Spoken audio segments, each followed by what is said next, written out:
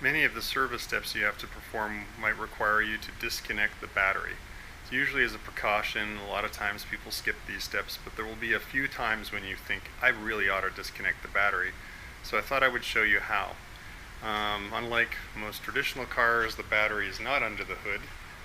There's a battery jump point under here, but that has nothing to do with disconnecting the battery. The battery is actually behind the right hand seat. It's underneath the right rear seat compartment, and I'm going to show you how to get in and access to it. You might think, well, there's a battery disconnect switch in the trunk. Shouldn't that do the trick? Well, yeah, there is a BDS in here. It's underneath this, behind this door. But that's only for use when you're storing the car. That actually keeps some power going to the trip computer and a few other things to preserve some of the settings. So if you really need to de-energize your car, you're going to need to go to the trouble of disconnecting the actual battery under the right rear seat. I've switched to my mechanic cam, and to access the battery compartment under the right rear seat, we need to do a few things. So obviously we should move the seat all the way forward and tip the back all the way forward.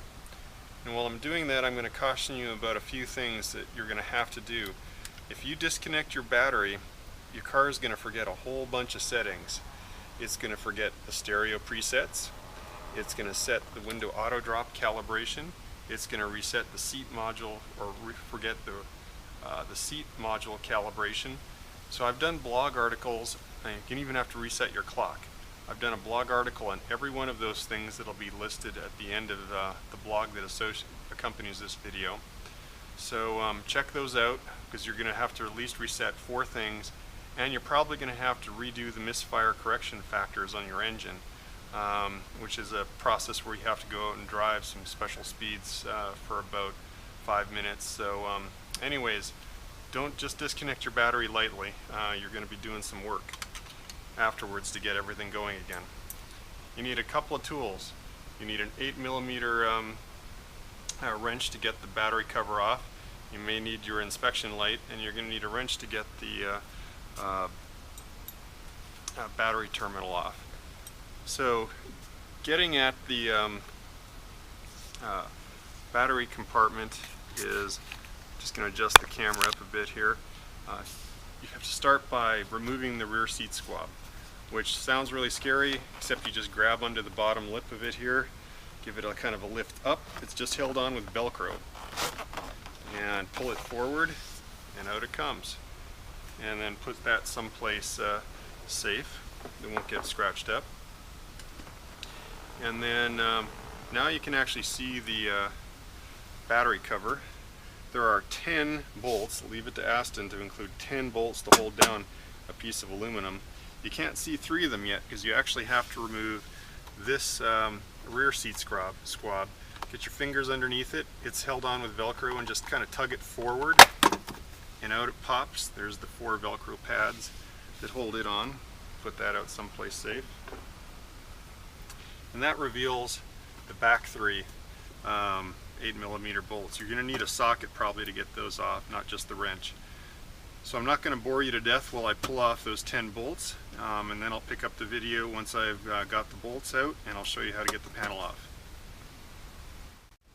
Okay, I've got the last bolt out, all 10 of them, and including the back 3. So next I want to get this cover out, and it catches a little bit on the side there, and you have to notice that it's also inset in a slot here. So I'm going to use both hands here, and going to lift up the front edge a little bit, and just sort of jiggle it around until I get it out. Put that away safely. Now we can see our battery. I'm going to use a 13mm box end wrench to remove the negative battery terminal. Why the negative? Because if I accidentally touch this terminal to that frame, I won't set the car on fire and arc weld the wrench to it and destroy my vehicle. Positives under here, stay well away from that if you don't need to work with it. So I'll loosen the negative terminal up here. Remember, once I pull this off, your computer's going to forget everything it knows. And that's it. So negative terminal removed, card de-energized. Now I'm going to go do my service work, and I'll show you how to get it all put back together afterwards.